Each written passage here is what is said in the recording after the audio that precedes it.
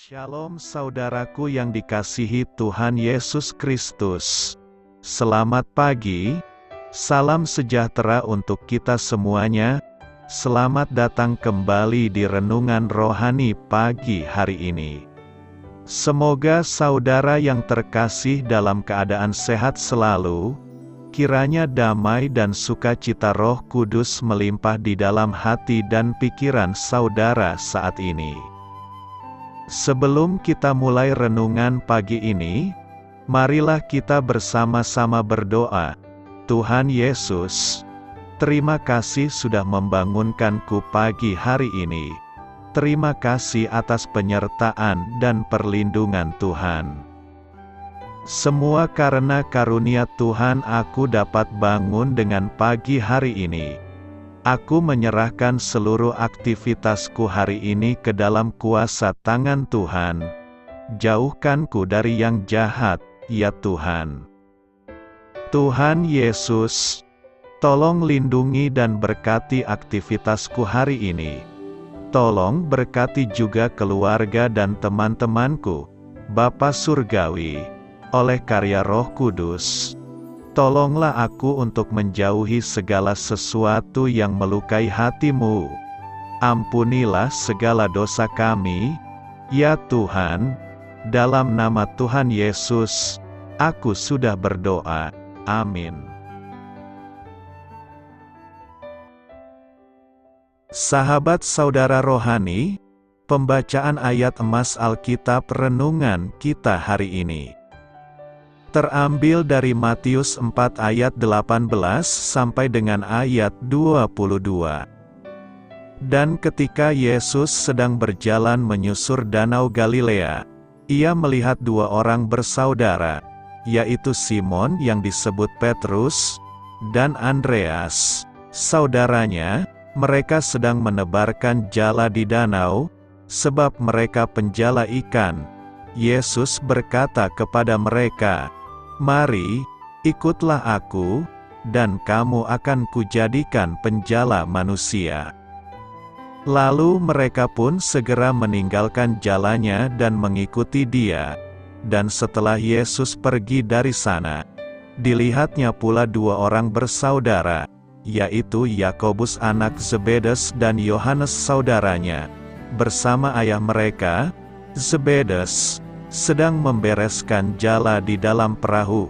Yesus memanggil mereka dan mereka segera meninggalkan perahu serta ayahnya, lalu mengikuti Dia. Terambil dari Matius 4 ayat 18 sampai dengan ayat 22. Inti dari ayat emas renungan kita adalah, mereka pun segera meninggalkan jalannya dan mengikuti Dia. Mari kita mulai renungan pagi kita. Judul renungan kita hari ini adalah Allah yang penuh kejutan, ditulis oleh Amy Boucher-Pie. Mari kita mulai kisah inspiratif. Ruang konferensi berubah menjadi remang-remang, dan ribuan mahasiswa pun menundukkan kepala saat pembicara memimpin kami dalam doa komitmen. Sewaktu beliau mengundang berdiri orang-orang yang merasa terpanggil untuk melayani dalam pelayanan misi di luar negeri, saya merasakan teman saya, Lynette, meninggalkan tempat duduknya. Saya tahu ia pernah berjanji untuk tinggal dan melayani di Filipina. Namun, saya tidak merasakan dorongan untuk berdiri. Saya melihat kebutuhan di Amerika Serikat, tanah kelahiran saya, dan ingin membagikan kasih Allah di sini. Namun, 10 tahun kemudian, saya pun menetap di Inggris dan berusaha melayani Allah di antara orang-orang yang ditempatkannya di sekitar saya. Bayangan saya tentang jalan hidup yang akan saya jalani berubah ketika saya menyadari bahwa Allah mengundang saya ke dalam sebuah petualangan yang jauh berbeda dari yang saya kira sebelumnya. Tuhan Yesus sering mengejutkan orang-orang yang Dia temui, termasuk para nelayan yang dipanggilnya untuk mengikut Dia. ketika Kristus memberi mereka misi baru untuk menjala manusia, Petrus dan Andreas segera meninggalkan jala mereka, sementara Yakobus dan Yohanes segera meninggalkan perahu mereka, lalu mengikut Dia. Mereka memulai petualangan baru bersama Yesus, mempercayainya meski tidak tahu kemana mereka akan pergi. Tentu saja Allah masih memanggil banyak orang untuk melayani Dia dimanapun mereka berada, baik tetap di lingkungan Anda maupun pergi ke suatu tempat. Kita semua dapat mengharapkannya untuk mengejutkan kita dengan pengalaman dan kesempatan yang luar biasa untuk hidup baginya dengan cara-cara yang mungkin tak pernah kita bayangkan. Marilah kita renungkan di dalam hati kita, bagaimana reaksi Anda ketika mendengar kisah-kisah tentang karya Allah dalam hidup banyak orang? Bagaimana Anda sendiri pernah dikejutkan olehnya? Hal ini patut kamu ketahui. Khotbah di bukit sering dianggap sebagai titik awal pelayanan Yesus. Meski ini adalah pengajaran utamanya yang perdana, sebenarnya pelayanan Yesus telah dimulai lebih dahulu.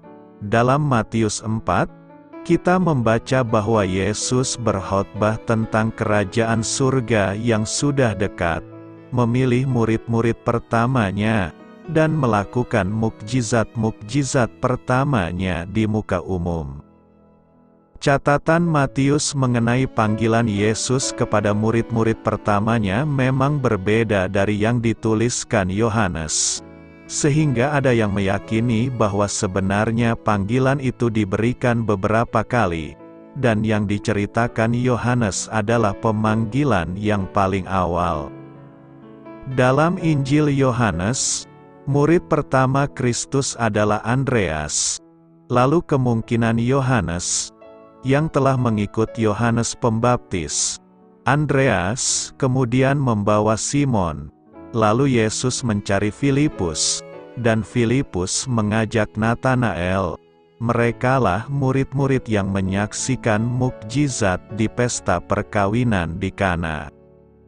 Menjadi pengikut Yesus, tema khotbah yang akan kita renungkan, menjadi pengikut Yesus.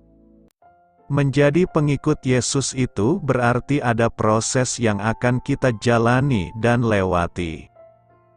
Dalam perikope minggu ini, kita melihat Yesus sedang memanggil 4 orang menjadi muridnya, yakni Simon, Andreas, Yakobus anak Zebedes, dan Yohanes.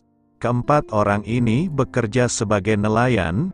Tentu ketika kita berbicara tentang panggilan, konotasinya selalu tentang orang yang dipanggil untuk jadi hamba Tuhan seperti keempat murid tadi. Padahal kalau kita melihat kitab suci, bukan sekedar itu saja. Hidup ini adalah panggilan. Dalam perikop panggilan Tuhan Yesus kepada Yakobus, Yohanes, Andreas, dan Simon ini, Markus sengaja mengulang-ulang satu kata, yaitu, jala. Ini bukan sekedar mengingatkan bahwa mereka adalah nelayan, tapi bahwa dengan jala itu mereka bisa mendapatkan ikan. Jala merupakan alat, dan melalui alat ini mereka dapat menangkap ikan sebagai sumber penghasilan. Bahkan jika mereka kerja sungguh-sungguh, dengan jala ini mereka bisa menjadi kaya, hidup yang diberkati. Dalam keseluruhan ceritanya, ada beberapa hal yang ditampilkan. Ada Tuhan Yesus, ada murid yang dipanggil, Danau Galilea, jala, ayah, orang upahan, perahu, dan banyak orang-orang di sekitar tempat itu. Kita berbicara secara alegoris, bahwa setiap manusia memiliki keadaan yang sama juga di tempat kita berada. Ada sekolah, fasilitas-fasilitas tempat bekerja, kantor, masyarakat, bahkan orang-orang upahan, pembantu-pembantu, waktu semua itu dirangkai menjadi satu. Akan tampak jelas perbedaan antara orang Kristen atau orang-orang percaya dengan orang-orang tidak percaya, dan yang membedakan cuma satu, bukan situasinya, melainkan panggilan. Panggilan itulah yang membedakan kita. Tuhan Yesus mengatakan, "Marilah ikut aku, kamu akan kujadikan penjala manusia." Dari penjala ikan menjadi penjala manusia, dalam bahasa Inggrisnya, dari fisherman menjadi fishers of men. Ini satu kata yang dekat, hampir mirip, tapi sebenarnya merupakan terobosan, satu perubahan yang dahsyat, satu transformasi melalui panggilan itu. Karena jikalau tidak mau mendengar maka mereka akan kehilangan arah hidup sehingga apapun yang dilakukan semuanya sia-sia. Fisherman itu suatu pekerjaan di dalam dunia kesementaraan, lalu dipanggil menjadi penjala manusia, ditransformasi menjadi sesuatu yang bernilai kekekalan. Inilah kekristenan. Ketika Yesus memanggil Petrus, Petrus langsung meninggalkan jalannya dan mengikut dia. Apakah kita pikir ini gampang? Petrus ini, dikatakan bahwa dia langsung ikut, meninggalkan semuanya. Itu tidak gampang. Kalau seandainya saat itu Petrus menolak, maka kita tidak pernah tahu kisah tentang Petrus, tentang bagaimana pergumulan Petrus. Kalau dia menolak, dia raib ditelan oleh kesementaraan. Siapa itu Petrus, jadi tidak penting. Dan saat itu Petrus sedang menebarkan jalannya. Dia sibuk, dia menebarkan jalannya karena dia tahu saat itu musim tangkap ikan. Panggilan selalu merupakan satu ujian yang berat. Mana yang lebih mudah? Menerima pelayanan saat usaha kita sedang sepi, tidak ada pekerjaan, atau saat usaha sedang sukses, booming, ramai, dan kita pasti sibuk. Tuhan Yesus seringkali mengambil orang-orang yang sedang dalam keberhasilan, untuk menguji mereka. Apakah mereka bisa melepaskannya atau tidak? Ujian itu bisa datang, dan datangnya sewaktu-waktu, seperti juga panggilan kepada Abraham, yang sudah mapan di situ, sudah punya banyak relasi, lalu tiba-tiba Tuhan berkata, "Tinggalkan tempat ini." Selanjutnya dikatakan, lalu mereka segera meninggalkan jalannya dan mengikuti dia. Kata "segera" muncul di sini, dalam Injil Markus. Kata "segera" ini seringkali muncul. Mengapa kata "segera" itu muncul? Markus pernah menerima satu masalah. Dia meninggalkan pelayanan karena ogah-ogahan. Di situ Paulus marah sekali. Dalam perjalanan kedua, Paulus berkata kepada Barnabas bahwa orang ini tidak bisa diajak ikut, dia tidak bertanggung jawab. Salahkah Paulus? Tidak. Paulus itu orang yang tegas, dia orang yang hebat, dia tidak main-main, dia akhirnya membawa Silas yang bisa berkhotbah. Jadi Paulus bukan orang yang sembarangan, dia sudah memperhitungkan bahwa orang seperti Markus memang tidak bisa diajak, tapi tarikan yang lain, Barnabas yang penuh dengan belas kasihan, mengatakan, "Sudahlah, kasih kesempatan lagi." Tentu saja semua punya kekurangan dan punya kelebihan. Semua pasti ada side effect-nya. Kita dibentuk dari imanensi dan transendensi, dari kasih dan keadilan, dan itu tidaklah gampang.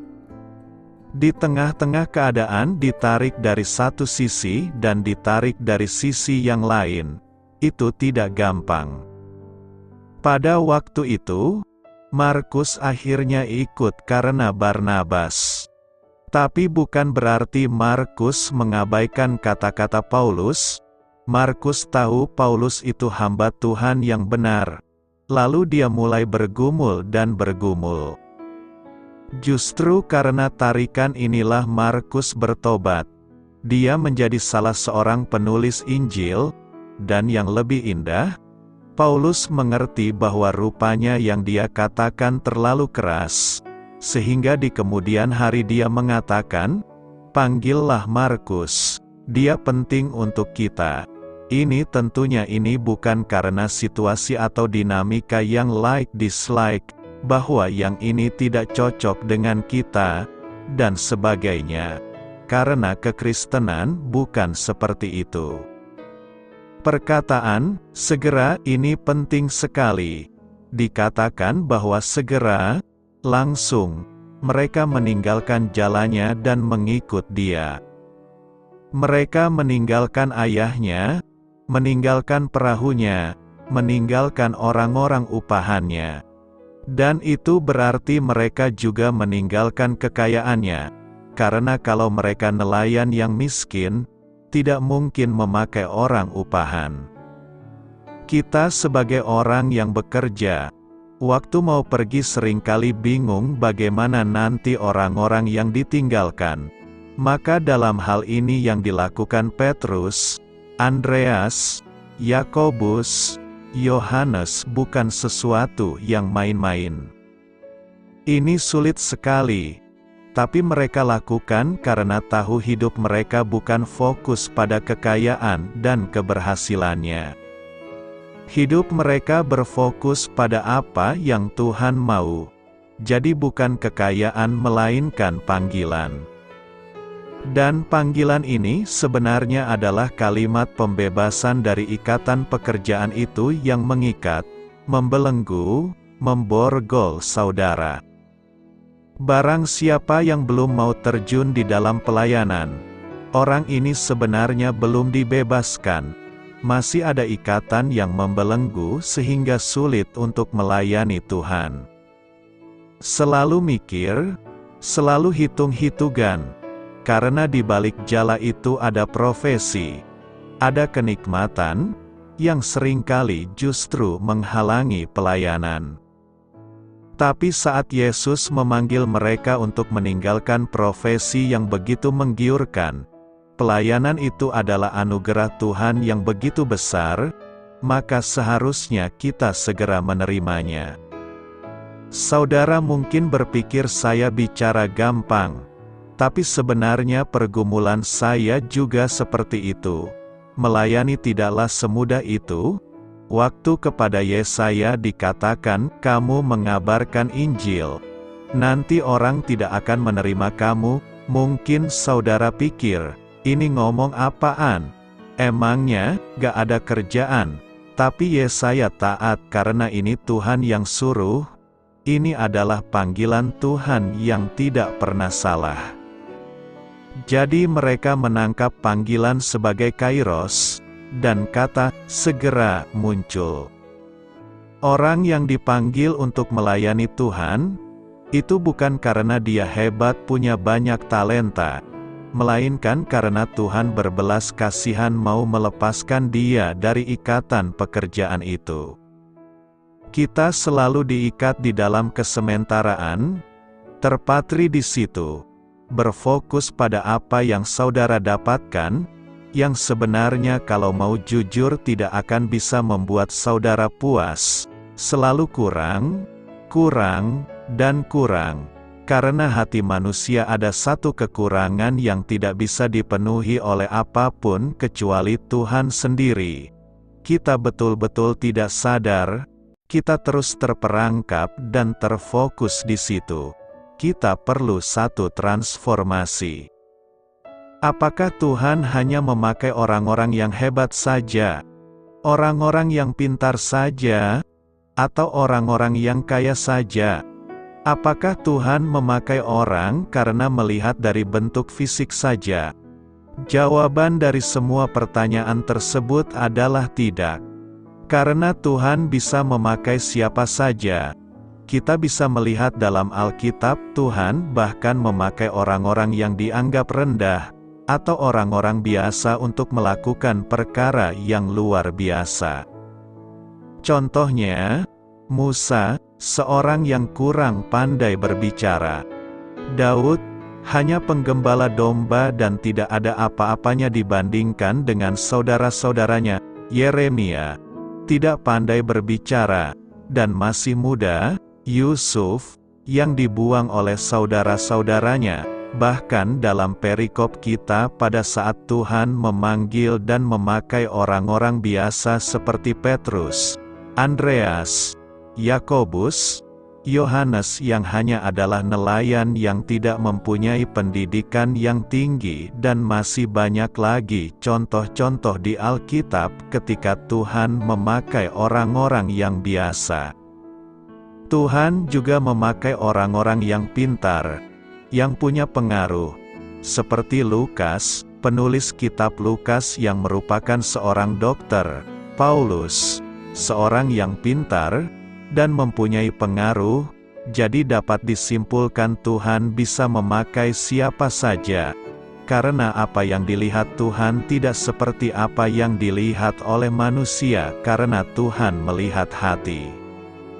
Kuncinya bukan karena kekuatan, kepandaian, atau kekayaan kita dipakai Tuhan, tetapi tanggapan positif yang kita berikan kepada panggilannya. Saat kita mau dipakai oleh Tuhan, kita mau atau tidak. Dipakai Tuhan bukan berarti kita harus jadi pendeta. Kita harus sekolah Alkitab, kecuali bagi kita yang memang terpanggil untuk itu. Akan tetapi dipakai Tuhan bisa lewat kehidupan kita. Kita bisa menjadi berkat bagi orang lain. Kita menyatakan kasih Tuhan lewat perbuatan kita. Kita bisa membantu pekerjaan Tuhan lewat doa, daya, dan dana. Dalam doa, kita bisa berdoa bagi pekerjaan Tuhan. Dalam daya, kita bisa ambil bagian dalam pelayanan. Singer, WL, pemain musik, penerima tamu, tamborin. Dalam dana, kita bisa menopang pelayanan Tuhan dengan harta yang kita miliki. Pertanyaan kita sekarang adalah bagaimana sikap atau tanggapan kita saat Tuhan mau memakai kita menjadi alatnya. Kalau bertolak dari ayat 17, Yesus berkata kepada mereka, "Mari, ikutlah aku dan kamu akan kujadikan penjala manusia." Maka sikap atau tanggapan yang harus dimiliki dalam hal ini merespon panggilan Tuhan adalah: pertama, kita harus menjawab panggilan Yesus. Dalam ayat 17 Yesus berkata, "Mari," ini adalah sebuah kata ajakan, undangan panggilan, di mana keputusan sepenuhnya ada pada kita. Kita mau atau tidak. Kalau kita membaca dalam Markus 1 ayat 16-20, saat Tuhan Yesus mengajak Petrus dan Andreas, apakah mereka menolak? Tidak, mereka menerima panggilan Tuhan. Dan kalau dilihat mereka bahkan meninggalkan pekerjaan mereka untuk menerima panggilan Tuhan. Dalam hal ini mereka meninggalkan kehidupan mereka yang lama, dan mau menerima panggilan Tuhan. Tuhan mau memakai kita, tetapi terkadang kita yang mengeraskan hati kita. Kita selalu mengatakan saya belum bisa, saya belum siap. Kita tidak perlu ambil contoh yang sulit. Contoh yang sangat mudah ketika bapak atau ibu, saudara atau semua datang ke tempat ini untuk beribadah, untuk datang berdoa. Ini merupakan respons sikap yang baik terhadap Tuhan. Mungkin saat bapak atau ibu, saudara atau ke tempat ini, meninggalkan segala kesibukan, pekerjaan. Ini merupakan langkah awal yang baik untuk merespon panggilan Tuhan untuk siap dipakai oleh Tuhan. Akan tetapi jika untuk datang beribadah saja, atau untuk datang berdoa saja, kita tidak mau, bagaimana Tuhan mau memakai kita? Ingat bahwa dibutuhkan kerelaan yang didasari oleh kesadaran penuh untuk memenuhi panggilan Tuhan. bukan karena merasa terpaksa atau dipaksa. Kerelaan mencakup kesiapan kita dan melepaskan keinginan atau harapan pribadi. Kedua, kita harus mengikuti teladan dan perintah Yesus. Ayat 17 Yesus juga berkata, "Ikutlah." Kata ikutlah merupakan sebuah kata perintah. Ketika kita sudah menjawab ya terhadap panggilan Tuhan, maka Tuhan ingin kita mengikut Dia. Kata ikutlah menunjuk kepada sikap yang mau melangkah di belakang Yesus. Pada saat ada seseorang yang menyuruh kita untuk mengikutinya, apakah kita akan berjalan di depan orang tersebut atau di belakangnya? Pasti kita akan berjalan di belakangnya, mengikuti kemana dipergi, dan kita melihat bagaimana Petrus, Andreas, Yakobus, Yohanes dan murid lainnya selalu mengikuti kemanapun Yesus pergi. Dalam hal ini Tuhan Yesus mau kita mengikuti teladan Tuhan Yesus. Selama Tuhan Yesus berada di bumi, banyak hal yang Tuhan Yesus ajarkan lewat perbuatan dan perkataannya. Inilah yang harus kita ikuti. Ingat bahwa saat kita mengikuti manusia, manusia bisa mengecewakan kita, karena semua manusia masih bisa berbuat salah. Akan tetapi jika kita memandang Yesus sebagai satu-satunya teladan yang harus kita ikuti, maka kita tidak akan pernah kecewa. Salah satu contoh yang bisa kita teladani dari Yesus adalah kehidupannya yang penuh kasih. Inilah sikap yang harus kita miliki. Maukah kita melihat sekitar kita dan melakukan apa yang pernah dilakukan oleh Yesus? Maukah kita mengikuti semua teladan Yesus? Jika kita mengaku murid-murid Yesus, pengikut Yesus, orang Kristen seharusnya kita mengikuti teladan Yesus. Jika perbuatan dan perkataan kita tidak seperti Yesus, dapatkah kita disebut sebagai pengikut Yesus? Memang dalam mengikuti teladan Yesus, kita harus memiliki komitmen. Mungkin kita mencoba menjawab, kita kan masih manusia biasa, masih bisa buat salah. Iya, siapa juga yang bilang kita bukan manusia? Jika dilihat dalam pembacaan kita, Petrus salah satu contoh. Dia masih melakukan kesalahan, bahkan sampai menyangkal Yesus. Akan tetapi kita lihat bagaimana kehidupannya setelah dia menyerahkan dirinya seutuhnya kepada Tuhan. Tuhan memakai dia dengan luar biasa. Dan saya yakin Tuhan juga bisa memakai saya, dan kita semua yang manusia biasa untuk melakukan pekerjaan Tuhan yang luar biasa. Asalkan kita mau mengikuti teladan Yesus dan menyerahkan diri kita seutuhnya. Ketiga, kita harus siap dibentuk dan dipakai Yesus. Kata ketiga yang diucapkan Yesus dalam ayat 17 adalah, "Kujadikan." Kata ini menunjuk kepada apa yang akan Tuhan lakukan dalam kehidupan kita.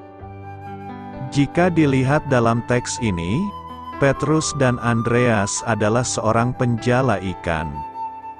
Akan tetapi ketika mereka mau menerima panggilan Tuhan serta mengikuti Tuhan Yesus, maka Yesus menjadikan mereka bukan lagi sebagai penjala ikan melainkan penjala manusia. Dalam hal ini Tuhan memakai apa yang ada pada mereka, yang awalnya menjala ikan, sekarang menjala manusia. Jadi dapat diaplikasikan kepada kita adalah Tuhan akan pakai apa yang ada pada kita. Masa lalu kita, pekerjaan kita, talenta kita, atau apapun itu untuk melakukan pekerjaan Tuhan yang besar. Kita bisa lihat banyak contoh dalam Alkitab. Musa yang hanya memiliki tongkat. Tongkat itu dipakai Tuhan untuk menyatakan kuasanya. Tongkat berubah menjadi ular. Tongkat itu yang dipakai untuk membela Laut Teberau. Daud yang awalnya seorang penggembala domba, dan peralatan sebagai penggembala domba seperti tongkat, dan senjata untuk mengalahkan binatang-binatang buas. Itu juga yang dipakai oleh Tuhan saat Daud mengalahkan Goliat. Bukan hanya itu saja yang awalnya menggembalakan domba, Daud dipakai Tuhan menggembalakan umat Israel. Paulus, yang dulunya ekstrim dan radikal dalam menganiaya orang Kristen, dipakai Tuhan juga secara ekstrim dan radikal untuk memberitakan Injil. Oleh sebab itu Tuhan bisa memakai apa saja yang ada pada kita, baik itu pekerjaan kita, masa lalu kita, talenta kita, apapun itu bisa dipakai Tuhan. Doa saya menyertai saudara sekalian. Marilah kita menyampaikan doa syafaat. Tuhan Yesus Mahakasih, Engkau memanggil orang-orang untuk mengikut Engkau, dengan cara yang unik dan menakjubkan. Ajarlah aku mengenali suara-Mu dan menjawab panggilan-Mu. Amin. Sampaikan harapan dan permintaan saudara kepada Tuhan.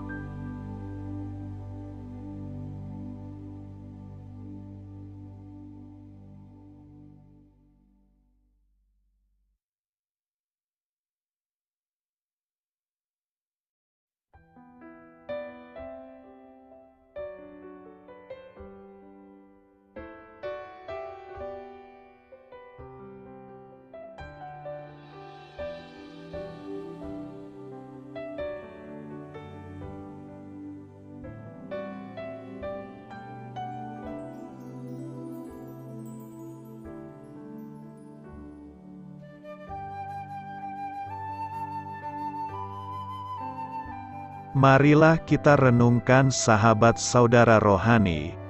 Demikianlah renungan firman Tuhan pagi hari ini. Semoga menjadi berkat dalam hidup kita. Dan sebelum kita memulai segala aktivitas kita pagi hari ini, marilah kita berdoa. Selamat pagi Bapa, malam hari telah berganti pagi. Kehidupan baru telah Engkau berikan kembali bagi kami. Bapa Surgawi, tolonglah aku menyadari kebutuhan orang lain, supaya aku dapat membagikan apa yang telah Engkau berikan kepadaku. Pada saat aku membutuhkan, berilah aku keyakinan bahwa Engkau akan mencukupkanku, melalui orang-orang yang mengasihi-Mu, bukan karena kami pantas atau layak, namun karena kasih karunia-Mu kami boleh ada, sebagaimana kami ada di pagi hari ini. Terima kasih Tuhan, atas kesempatan baru yang telah Tuhan berikan kepada kami, untuk bisa memperbaiki diri agar kami bisa lebih layak di hadapan-Mu. Hari ini kami serahkan semua perkara dan kesulitan yang akan kami lalui ke dalam tangan-Mu. Biarkanlah kami bisa memuliakan-Mu dalam segala aktivitas yang akan kami lakukan. Amin. Biarlah firman Tuhan menjadi pengingat untuk kita semua, bahwa tuntunan dari Roh Kudus akan selalu memberi jalan keluar bagi setiap permasalahan hidup kita, dan memberi kedamaian di hati kita. Sampai jumpa di renungan pagi saudara rohani berikutnya. Kiranya Tuhan selalu memberkati saudara semua hari ini. Amin. Shalom.